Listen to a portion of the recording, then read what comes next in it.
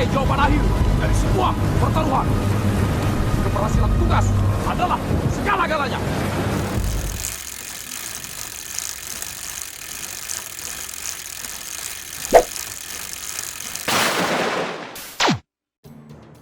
Halo Sobat Corong Indonesia, bagaimana kabar kalian? Semoga sehat selalu ya. Sobat sekalian, dalam diam, rupa-rupanya ada yang cari masalah dengan Kopassus. Wah, siapa dia?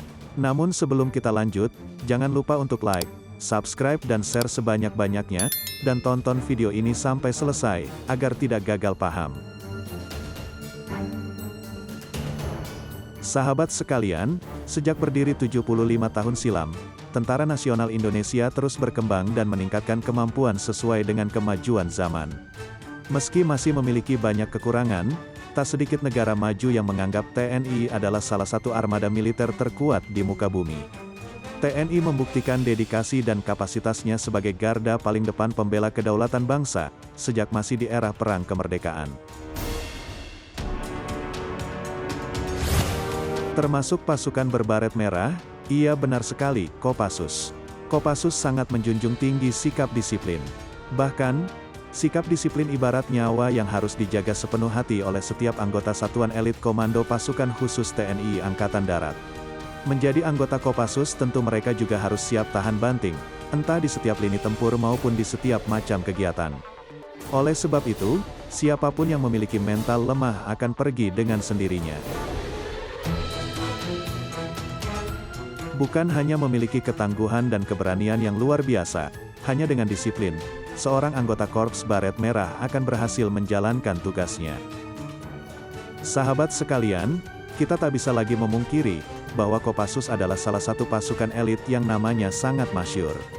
Tak hanya di kawasan Asia, namun juga di dunia. Kehebatan setiap anggota Kopassus bisa jadi masalah bagi lawan-lawannya, seperti kisah yang diceritakan oleh Letkol IV Faisal Izzuddin Karimi. Nah di video ini, admin akan menceritakan kisah dari Letkol IV Faisal Izzuddin Karimi, atau lebih tepatnya, coretan kisah sejarah dari pengalamannya memimpin kontingen Indonesia dalam kompetisi menembak ASEAN Army's Rifle Meet di Vietnam pada 2014 silam. Sahabat sekalian, perlu kita ketahui bersama, jika Indonesia adalah negara dengan jumlah gelar juara AARM terbanyak. Sepanjang 29 tahun gelaran itu berlangsung, kontingen Indonesia yang diisi oleh para prajurit terbaik TNI Angkatan Darat berhasil menyabet 13 gelar juara.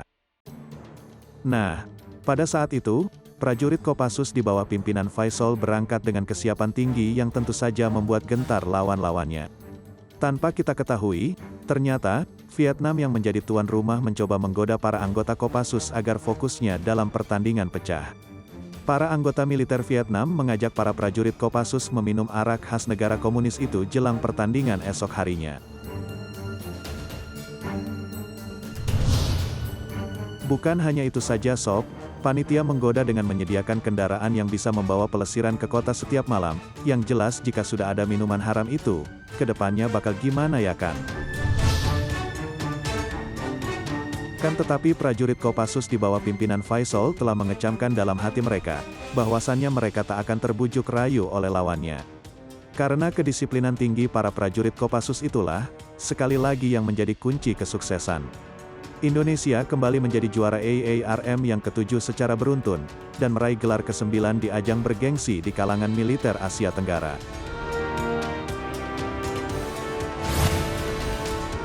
Sahabat sekalian, Republik Sosialis Vietnam merupakan satu-satunya negara di kawasan Asia Tenggara yang masih percaya dengan ideologi komunis. Negeri Paman Ho juga terkenal dengan kehebatan militernya, yang saat ini ada dalam tubuh Tentara Rakyat Vietnam. Pasukan tentara Vietnam ini juga pernah loh mencatatkan tinta emas saat mengalahkan pasukan angkatan bersenjata Amerika. Ya, walaupun kalah dalam hal teknologi persenjataan, namun pasukan militer Vietnam atau yang lebih dikenal dengan Viet Cong memiliki taktik gerilya yang diterapkannya. Taktik gerilya inilah yang mampu memukul mundur militer Amerika Serikat. Ya, selama 19 tahun pasukan militer Vietnam dan AS terlibat konfrontasi bersenjata di Perang Vietnam. Nah, dari sejumlah catatan tersebut, wajar jika militer Vietnam dianggap sebagai salah satu yang terkuat di Asia Tenggara dalam hal kualitas personel.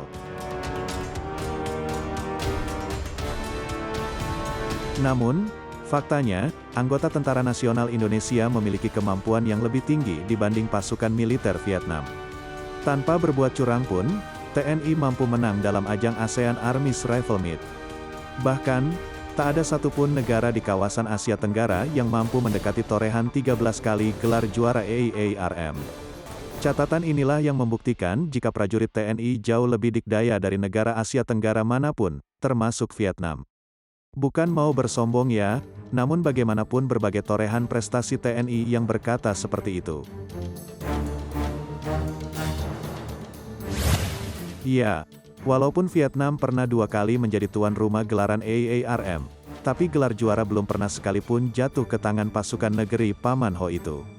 Sementara, Indonesia berhasil menjadi juara saat 2 kali bertandang ke AARM Vietnam 2006 dan 2014. Bangga kan sob? Sahabat sekalian, mungkin 3 kata yakni berani, benar, berhasil, cukup menggambarkan keandalan pasukan yang dikenal sebagai Korps Baret Merah ini. Mereka lebih baik pulang nama daripada gagal di medan lagi. Keberhasilan tugas adalah segala-galanya. Lebih baik pulang nama daripada gagal di medan tugas. Komando! Komando! Komando! Oleh sebab itu, untuk kita semua, bukankah kita harus bangga dengan berbagai prestasi yang ditorehkan TNI? Bukankah kita harus mendukung setiap gerak-gerik mereka dalam penugasan di berbagai laga tempur? Ayolah tunjukkan rasa bangga kalian, bukan malah mengejudge karena terlalu overproud. Ingat, Indonesia merdeka bukan karena pemberian sukacita dari penjajah, melainkan dedikasi para pejuang kita dalam meraih kemerdekaan. Oke, sekian dari admin, terima kasih sudah menonton video ini sampai habis. Wassalam.